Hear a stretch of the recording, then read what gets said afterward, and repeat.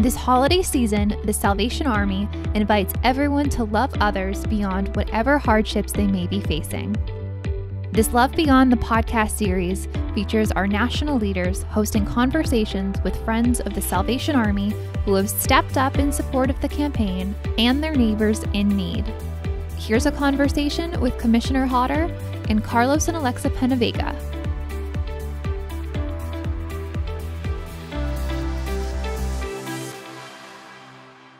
Hi, everyone. I'm Commissioner Ken Hodder, National Commander of the Salvation Army, and it is a great delight for me to welcome you here today to the Love Beyond series of the Fight for Good podcast. Now, in the course of my 2.5 years as National Commander, I've had the opportunity to meet lots of terrific people. But the two people that I have a chance to talk with today are among my absolute favorites. They are stars of film and television. They are singers. They are dancers. They are writers. But on top of all of that, I know that they will say that their favorite role is that of parents to 3 beautiful children. Alexa and Carlos PenaVega, welcome to the Love Beyond series and the Fight for Good podcast. What an intro. I was going to say, my word, thank you for that. Well, we are just absolutely thrilled to have you here today. And I just want to say that we hope that you and your 3 beautiful children, now it's Ocean and Kingston and Rio Ray, are looking forward to a wonderful Christmas season. Yes, we are. We're so excited. This is my favorite time of year. So we're not sure where we're going to be for Christmas yet. That's kind of been on the plate of discussion lately, but we're trying to figure out. Well, I think that's one of the questions that he had for us. Oh, that's one of the questions today. Well, I guess we're going to talk about that. Oh, yeah, absolutely. Absolutely. Now, tell me, with those 3 children, you undoubtedly have already put in place a number of traditions in the PenaVega household for Christmas. We're starting. What are some of those traditions that you have? Well, this year we started Elf on the Shelf, and it's been a huge hit. Oh, it has been a hit. Let me tell you, these elves go back to the North Pole every single night and tell Santa how the kids are doing, and they come back and they seem to find themselves in the craziest places. Sometimes they're hanging from a line up on the mast on the sailboat. Hold on, we have to go back. For those of you listening who don't know, we split our time between living in Hawaii and living on a sailboat in Florida. Yeah, it's terrible. So we've currently been on a sailboat, and we get to hide these little elves. There are 2 of them. No, we don't hide them, babe. Oh, yeah, I'm sorry. Sorry, we don't hide them. You're killing me, Smalls. Anyways, these elves appear. They come back from the North Pole, and they find themselves in different, situations. So this morning, the kids woke up, and they were dangling from the mast on two lines, just floating back and forth, and the kids just loved it so much. So that's one that we have been doing. The elves came a little early this year though, so we've been doing Elf on the Shelf for almost 2 months already. We really needed somebody to help keep them in line. Yeah, but another tradition. What would you say is? Well, we haven't done this in a while, but something I used to love doing was we would make our own homemade caramels.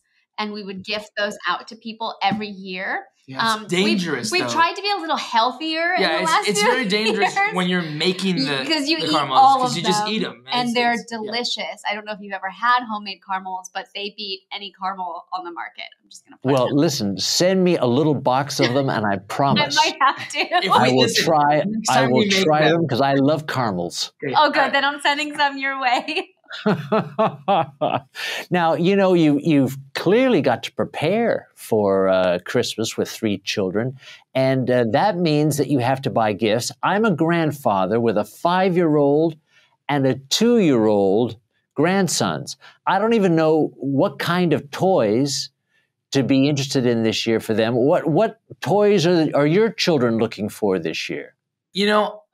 Both of us grew up in families that like Christmas was what's the word that the guy used on the cruise? It was an abundance of toys, and there was always so many toys, and I never really appreciated like any of them because I had so many, and which was a blessing. But now with our kids, like we really try and like find like one or two things that we know are gonna help them develop, make their brain think. And I think for each of our kids, it's really different. Ocean right now, he's loving like science experiments.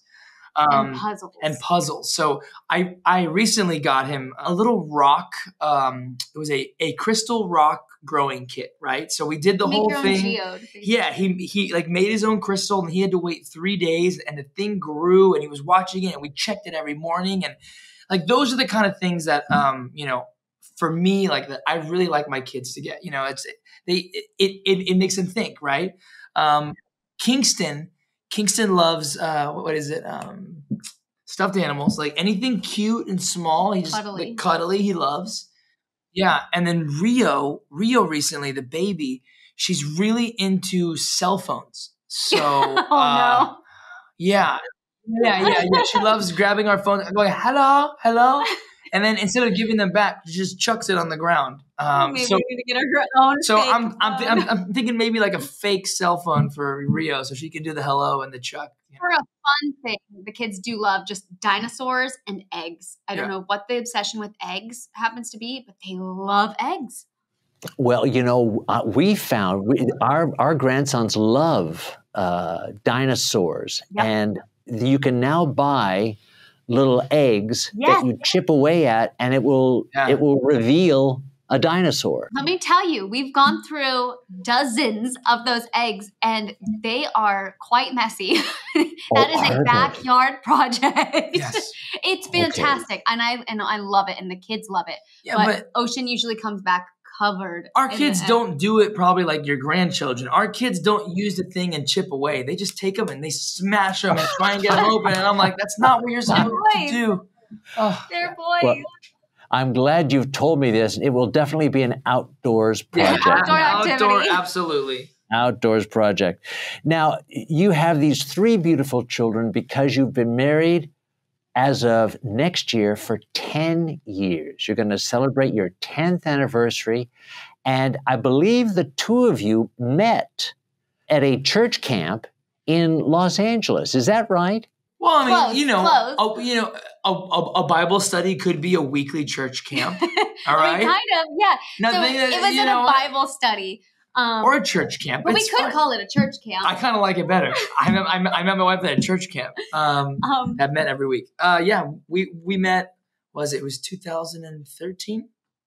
Yes, it was. 2012, I thought. Was it 2012? I don't even know. But it was my first time. It was Alexa's first time.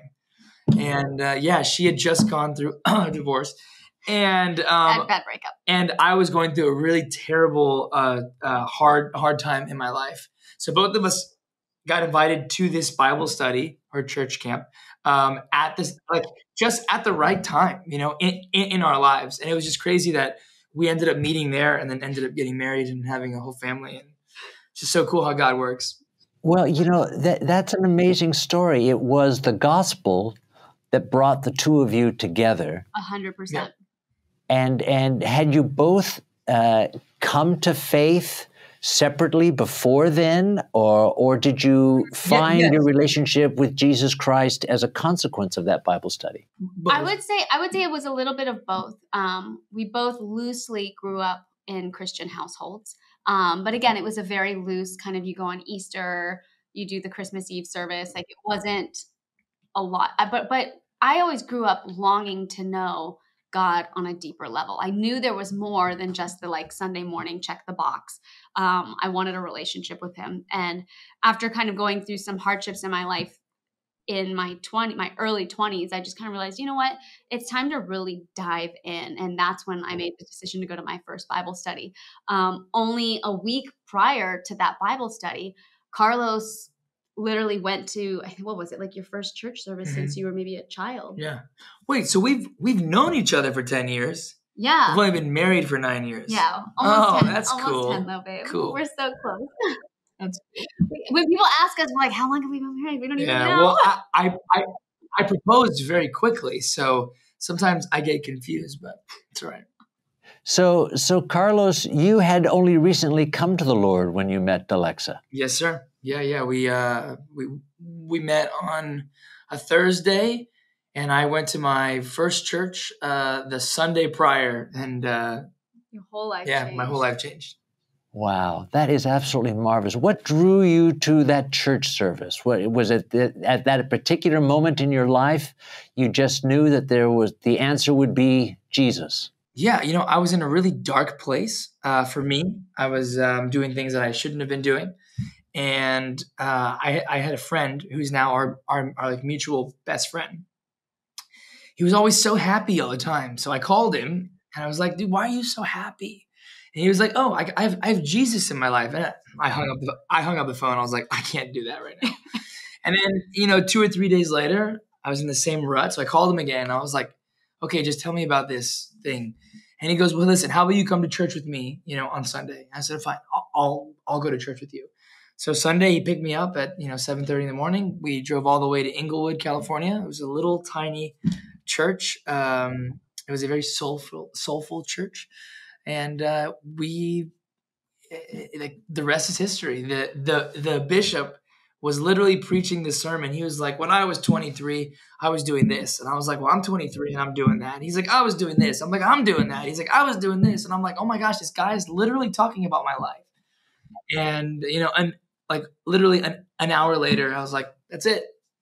But it's testimonies like that a lot of our listeners are going to find very powerful, because when you hear that the gospel applies to your own life, that it has a redemptive purpose, that it can serve as a source of joy, that it gives purpose and meaning to what you're doing, that's something that people are looking for in so many different ways in our society today. So for you to share that honestly is undoubtedly very helpful to lots of folks. I love how Carlos is always he doesn't sugarcoat. He's very straightforward about what he's gone through and how he got to where he is now. But it's funny how we've now learned so much, and we still have so much more to learn. But looking back at our friend Andrew, and just kind of what we perceived as always happy, it wasn't that he was always happy. He just always had God's peace. And that's like a huge difference when you have that peace, because it doesn't matter what your circumstances may be. You can be going through the toughest of times, but his peace remains. And that's something that we now get to enjoy in our lives. And you don't quite understand it. Like from an outsider, if you don't know who Jesus is, it just looks like they're happy all the time. But what it is we have that peace even when things are hard. Yeah, you're absolutely right. The Apostle Paul writes about that when he says, I've learned to be content in all circumstances. Yes, 100%. And that's precisely what the Lord promises to us. Well, since the Lord brought you together, and since the Lord joined you as husband and wife, you've incorporated that faith into every dimension of your lives. That has undoubtedly produced times of great joy and great difficulty, because you're both involved heavily with entertainment. You're dealing with lots of different people in lots of different contexts. Tell us a little bit about faith as a guiding principle in the midst of all of the things and all the opportunities that the two of you have. I think it goes back to feeling peace and knowing that, all right, God truly does have us, even in the midst of, it might not be easy being believers in the industry that we're in. There are only a handful of other people that we really feel like are kind of like our family in this industry. But for us, all we can do is just show up and be consistent. Like that's the word that we love to use. We feel like the best testimony you can ever give with your Christian walk is being consistent in your faith.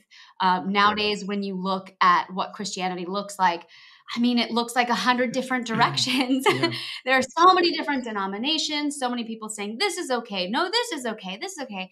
So for us, we're like, okay, what can we do in our lives that without having to preach all the time, what can we do to truly show people what it looks like to live out a life with Jesus? So that's why we actively share our family and the adventures that we go on and the things that we do. And we are particular about the jobs that we take, because everything goes back to what does it look like to be kingdom-hearted, kingdom-rooted? And it's been very intentional, all the choices that You know, that probably means that you've surprised lots of people over the years. Yeah. Yeah. Oh, we definitely, if you look at the projects we used to take and the things we used to do prior to, you know, I don't know, 10 years ago, our lives look completely different, and as they should. Yes, absolutely. What have some of your favorite roles been over the years? I had so much fun doing Love in the Limelight with you. Yeah. That was special. We did a Hallmark film together called Love in the Limelight. Carlos was able to play a pop star, which is, you know, so far from who you are. Right.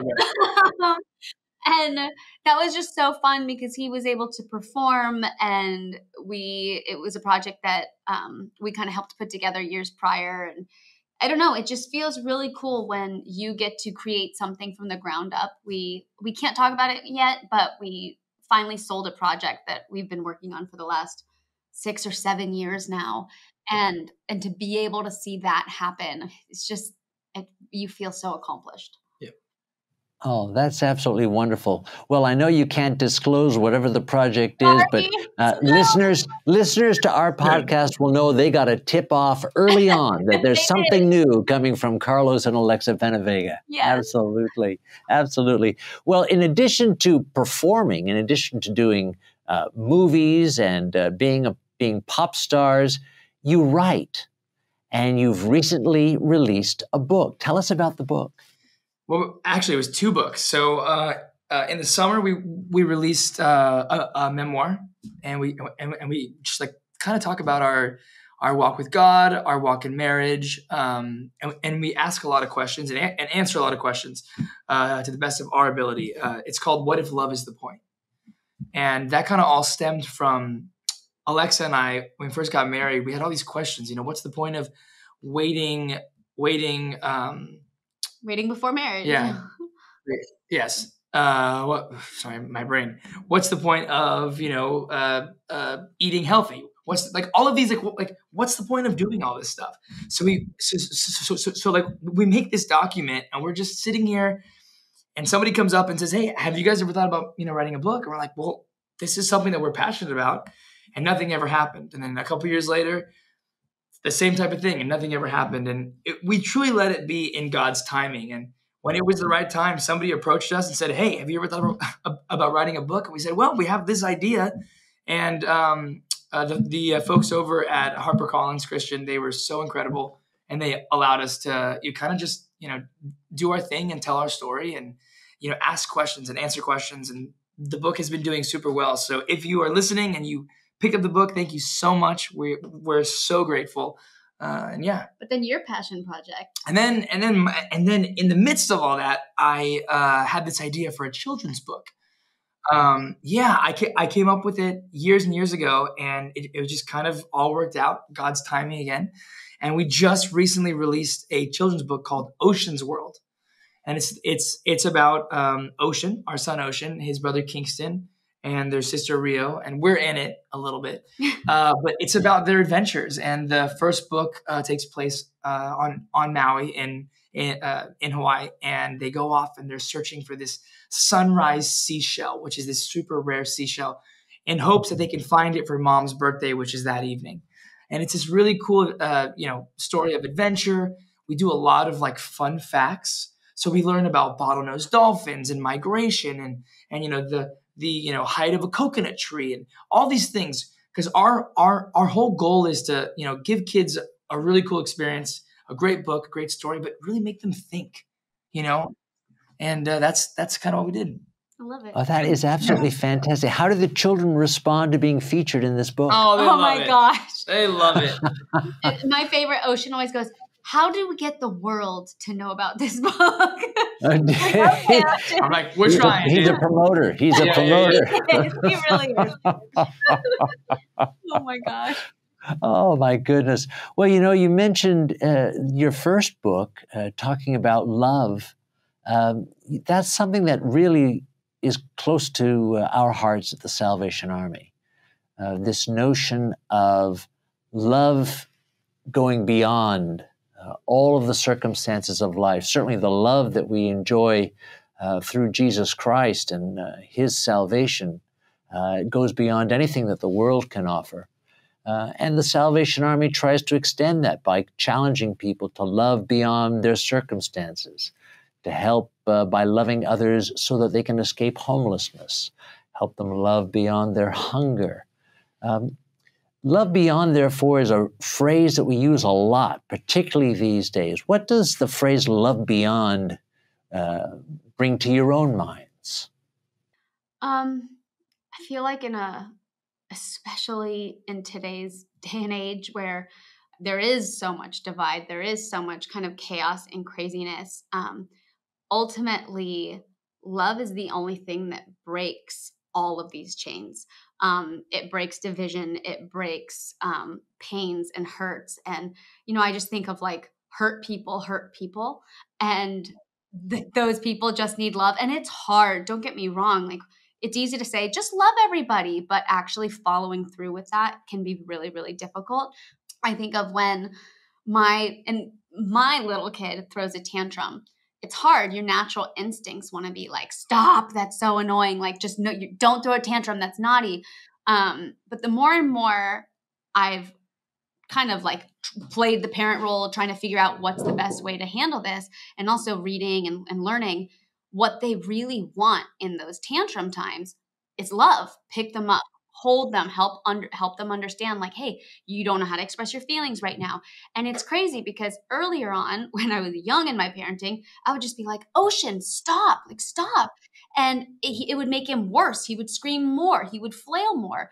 But now when I pick him up and I hold him, or with Kingston, they calm down within seconds, and they're able to actually process what they're going through, process what they're feeling, what they're actually feeling. But it's funny because we adults do the same exact thing. But what we need is somebody to really stop, and instead of getting just upset with us and annoyed with us, even though they probably have every right to, if we had somebody just meet us where we're at and love us, it would break all those chains. You'd suddenly be able to communicate. You'd be able to express yourself in a way that can be respectful and kind. So I really do think love beyond is absolutely everything. It's a chain breaker. What's your impression of that phrase, Carlos? Most people say, oh, just love everyone, love everyone, love everyone. But love beyond that, I think, is the real key, because I could say, okay, I love you. Yeah, I love you. Yeah. But what are you doing to show your love? Right. How are you showing up? Yeah. Like, how are you showing up? I always tell people, like, look, I'm down to support someone and be like, oh, you're struggling. Okay. Well, how can I help? You need some money. I'd rather give somebody my time, because to me that like really shows that I'm giving up my time to go and help you with what you need, right? So I mean that's what it kind of means to me, is like, you can love someone, but how are you showing up for like how are you showing them that love? Like, how are you going beyond saying I love you?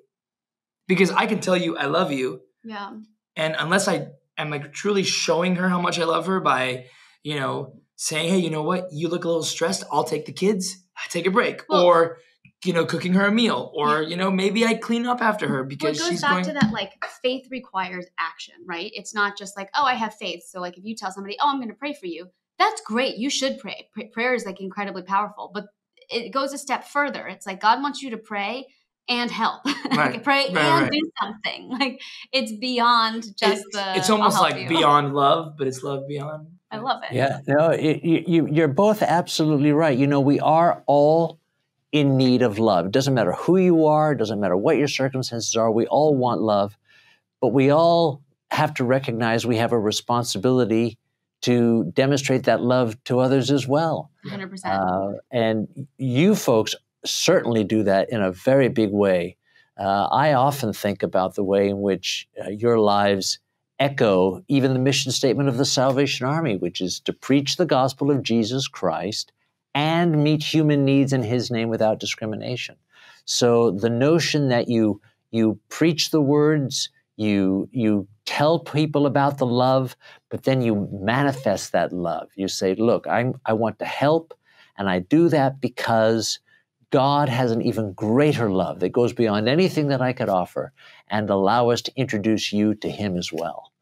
It's a wonderful lesson. And you folks are doing that with the Salvation Army this year. I know that you've been working with the Salvation Army. You've been a part of our publications this year. I don't know if you still have that framed war cry cover. Yes, we do. Hold on. We had it up on the tour bus too, right? Yeah, it was on the tour bus. Yeah. And Ocean, I have to tell you that day that we did for Hurricane Ian just had such an impact on our family, on the both of us, but really our 5-year-old little Ocean came out of that experience just loving serving, and just has such a servant heart that it's really stuck with him. And when we explained some of the things that we were going to get to do today, he was just like so excited that he could buy toys for other kids and help out with the Angel Tree program. And it's funny, I always tell people, like it's great to give. It always feels great to give, but getting your kids involved early on and raising them up with those kind of hearts is going to make the world of a difference when it comes to who they will become. Oh, absolutely right. Many people tell us that it was putting a few pennies into a Salvation Army kettle that was their first experience of giving, or that when they had a chance to buy a toy for another child, that they learned the importance of caring for others. They're instructive experiences for our children. Yeah, 100%. Yep. They really are. Well, you folks have been doing so much for the Salvation Army this Christmas. You've done kettles, you've done Angel Tree, you're doing all sorts of service projects. For you to give your time in the midst of a very busy time of the year is greatly appreciated by us, and I know it sets an example for everyone. So I do want to express my personal appreciation to you both. Well, thank you. Thank you. We love it. What it does for our hearts is beyond. So truly, thank you. Oh, you're so very kind. And I'm going to look forward to opportunities to see you again very soon. I know that we'll have those opportunities to do that. And in the meantime, we hope that the two of you and Ocean and Kingston and Rio will have a very Merry Christmas, and that the Lord will continue to bless all of the projects in which you're involved. Oh, thank you so much. You. We will take it.